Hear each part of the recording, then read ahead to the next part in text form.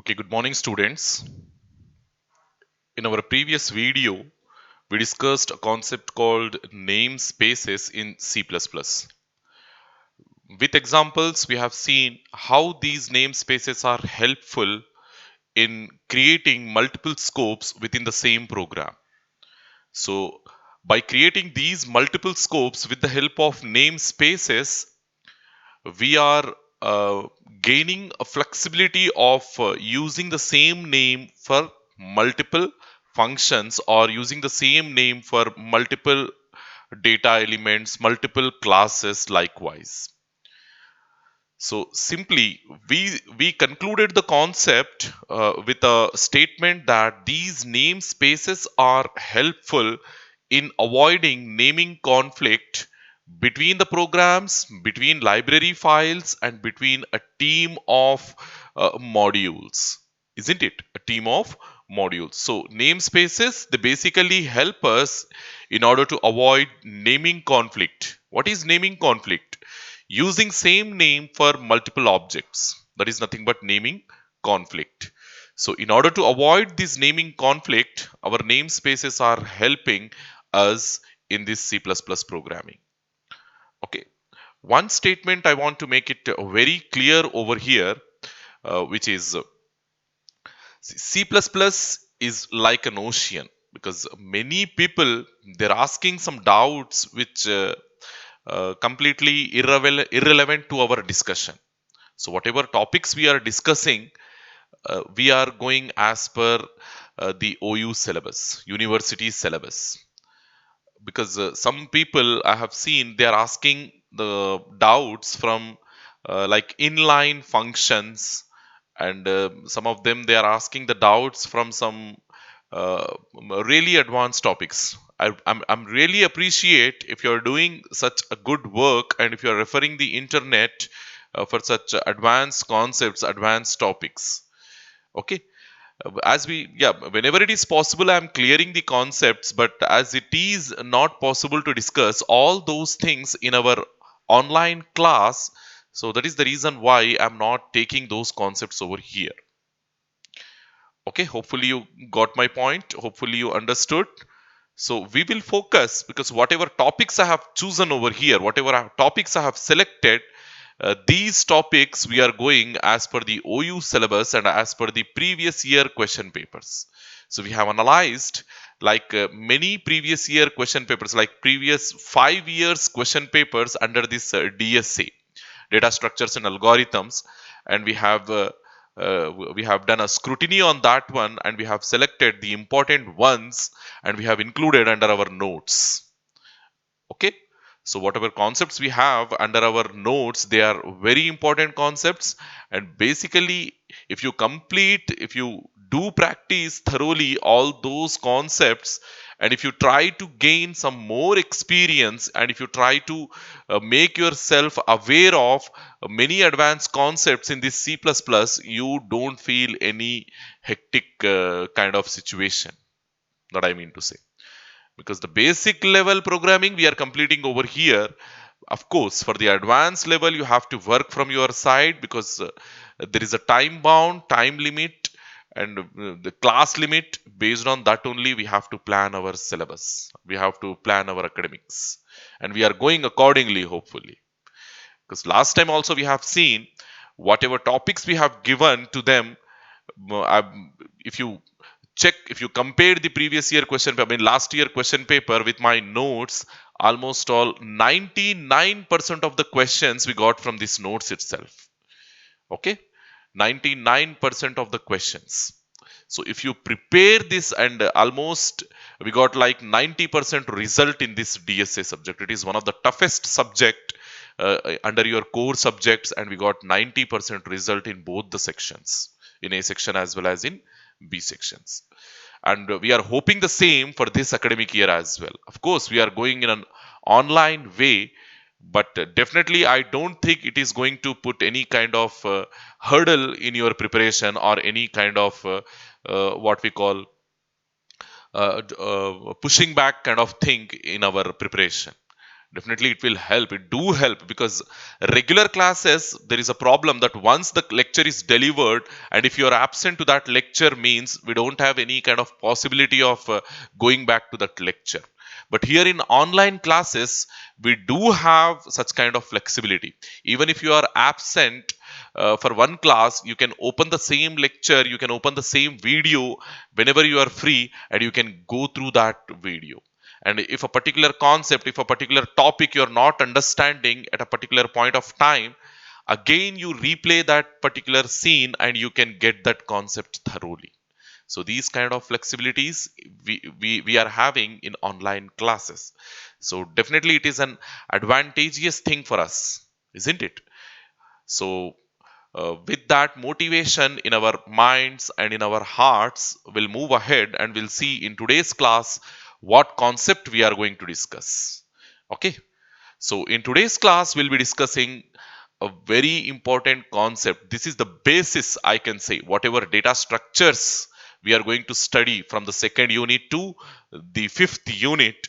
This concept is the basis for all those topics, because whatever implementations we are going to see in our upcoming classes, the coding we are going to see in our upcoming classes, all that coding, all those implementations are dependent on this concept. And that concept is nothing but your templates. Okay. So in today's class, we'll be discussing about templates in C++. So if you didn't get the concept, I suggest you to watch this video multiple times, unless you gain something, unless you grasp this concept thoroughly. So watch this video multiple times. And if you have any doubts in my explanation, if you have any kind of misunderstanding in the explanation, you can clarify right away. Because having a doubt in mind, it is going to what we call give you nightmares in upcoming classes as well, because one doubt will become a hurdle in your preparation. Because in order to understand the upcoming topics, always these topics are in an hierarchy. Means the bottom topics, if you understand, then only we can move to the advanced topics. If you have issues in the basics, if you have issues in the bottom topics in the hierarchy, how come we can move, and how come we can get aware of the advanced concepts? Clear? So quickly, what exactly this template is? First of all, we have to know that one, and what is the purpose of using these templates in our C++ programming,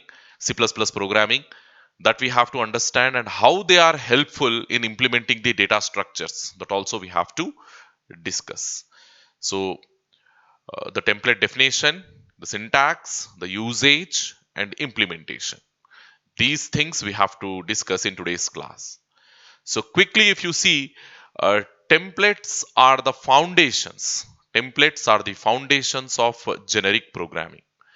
So this term, the term generic programming, we have to understand very clearly.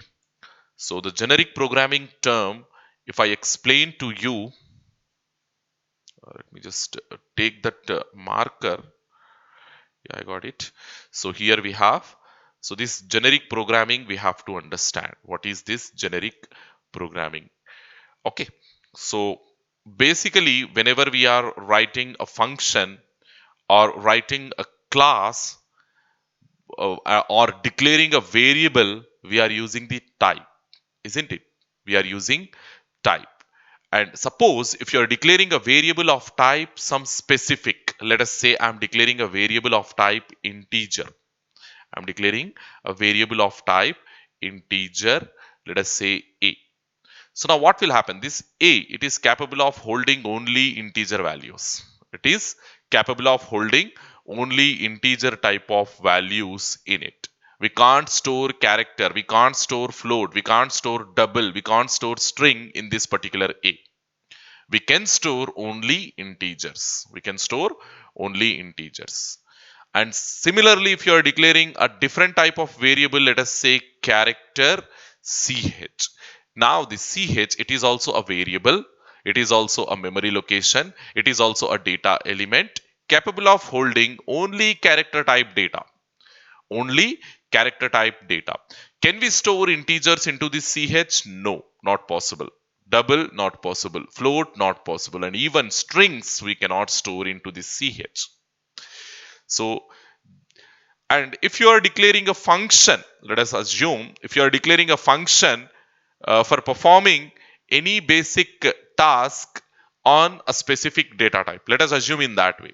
I want to add two numbers. I want to add two numbers. So what I'm doing, I'm writing a function. I'm writing a function add function. So what I'm doing, I'm writing a function add function. So add of.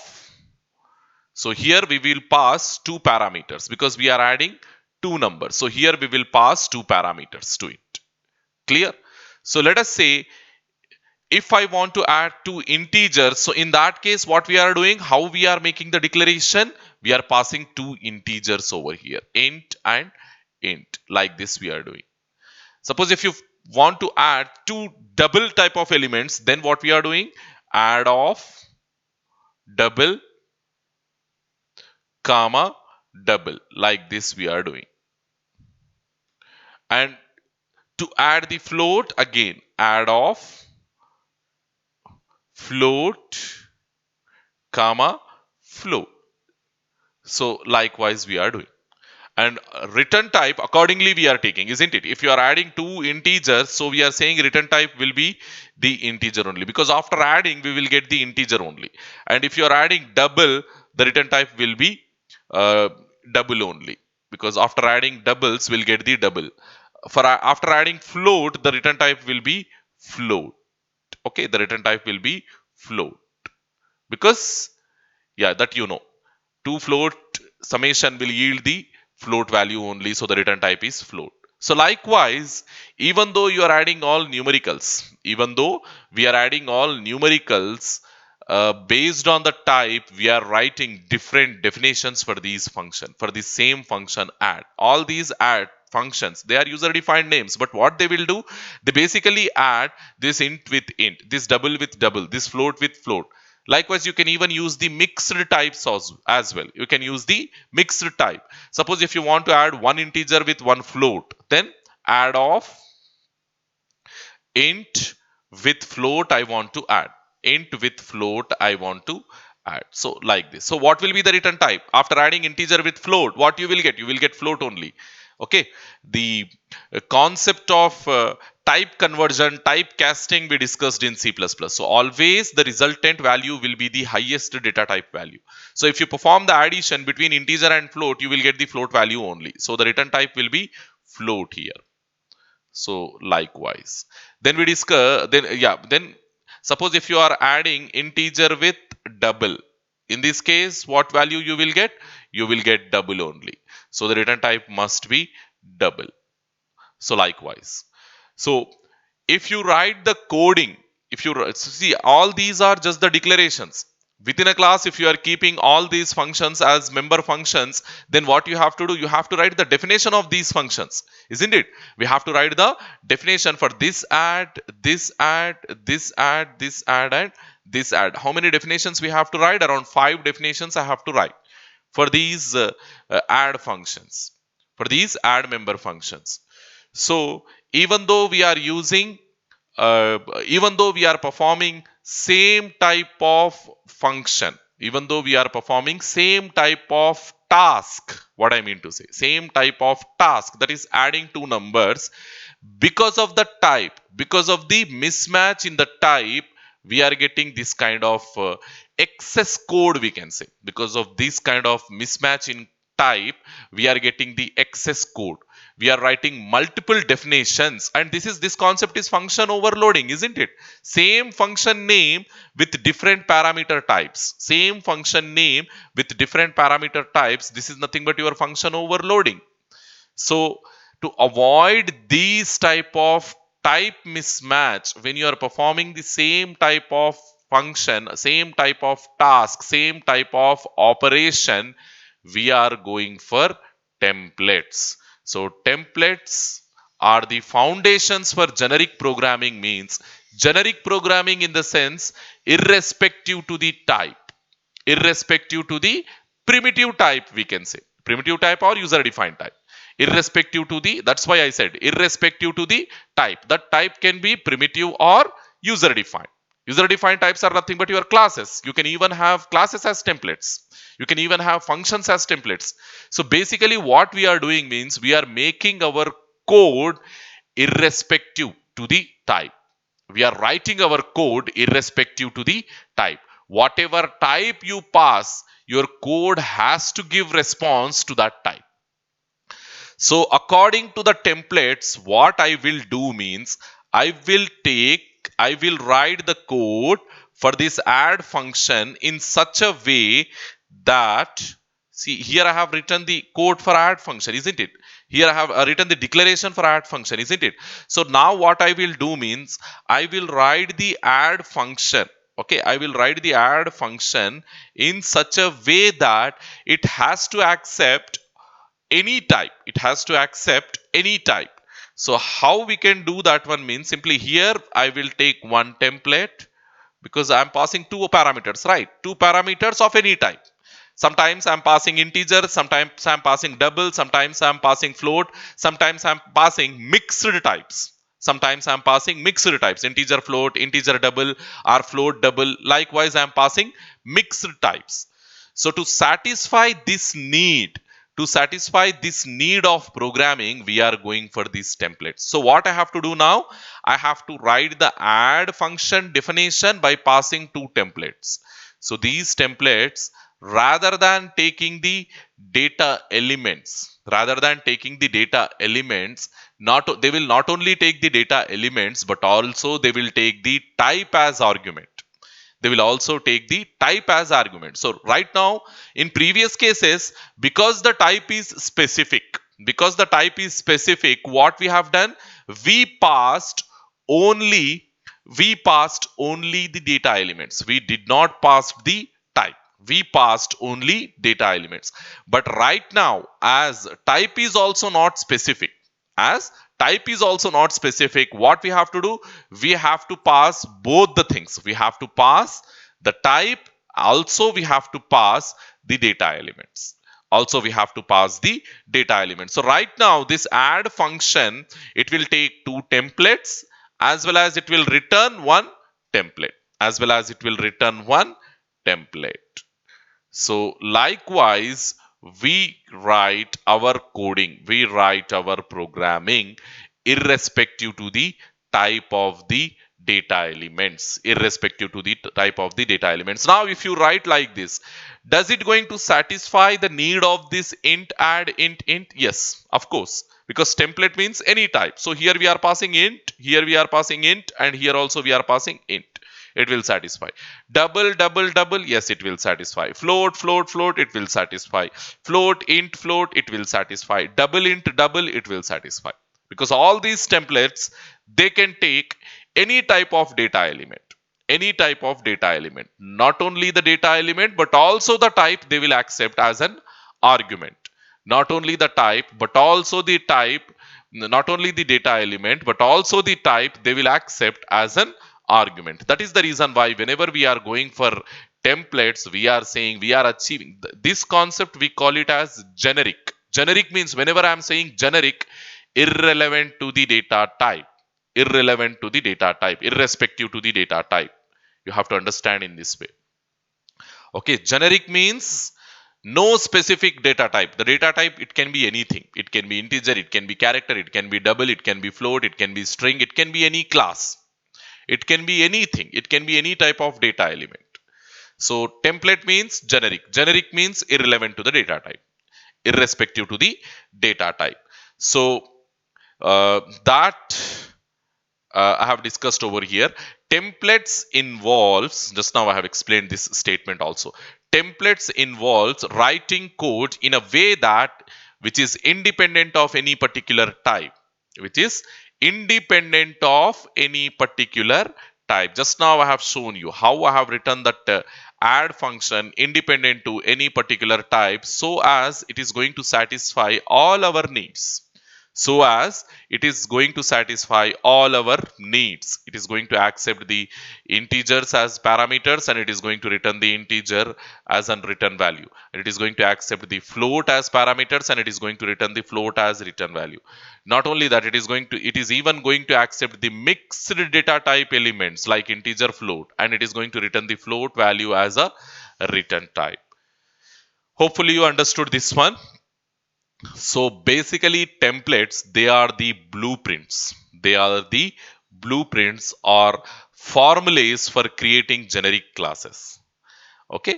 So using these templates only, we are going to create classes in such a way that they are going to have any type of data elements. They are going to have any type of data elements. They can have integers, they can have characters, they can have floats, they can have double, and that too based on the programmer's requirement. They are going to change their behavior based on the programmer's requirement. They are going to change their behavior. Let us assume I have written one class for integer data element. I have written one class for integer data elements. So always I have to I have to make use of that class only when there is a need of integers. Only when there is a need of integer data elements in my programming. And if I am writing one class for float data elements, then whenever there is a need of float data elements in my programming, I can make use of that class. So suppose if I have a class of integer type and I don't have a class of double type, let us assume I have integer and float and I don't have double, then can I get the function? Can I get my needs to be satisfied with those two classes? No, because one class is satisfying integer needs and other class is satisfying float needs. I don't have any class that is satisfying double needs. So what I have to do again, I have to write one more class to satisfy my double needs, double type needs, isn't it? So there is an ambiguity. There is a problem. There is a redundant code. There is a same code repetition, we can say, with only data type change. Same code repetition with only data type change. One is with integers, one is with float, and the third one we are writing now with double. So these type of ambiguity, nowhere it is accepted as far as a professional way of programming is concerned. Professional way of programming is concerned. So simply what we have to do, we have to get rid of this type of situations. We have to get rid of these type of situations. So as a mean, so as a path, we are going for templates. We are going for templates. So now with the help of these templates, instead of writing int, float and double, three different types of classes, what we do, we write only one single class by using templates. We write only one single class by using templates. So now that one single template class will satisfy all my needs. If I need integers, I will convert that class as an integer class.